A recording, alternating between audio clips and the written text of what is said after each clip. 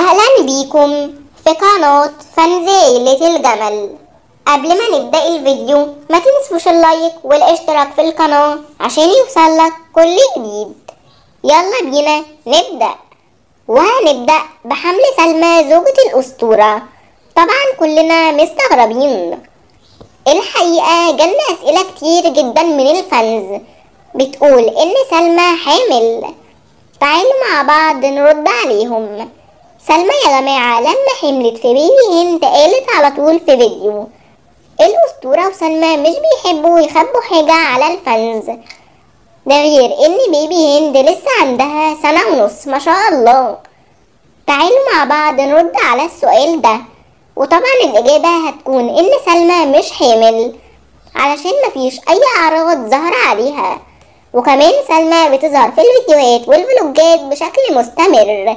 لو كانت حامل كانوا هيريحوها من التصوير. ان شاء الله ربنا يرزقهم ببيبي تاني، بس يا اجمل فانز 100% سلمى مش حامل.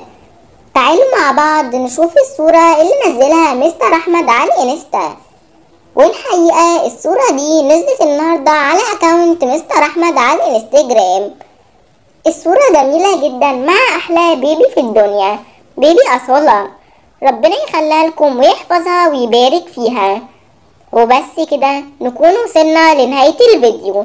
ما تنسوش تشتركوا في القناة وتعملوا لايك. بحبكم جدا يا اجمل فانز. سلام.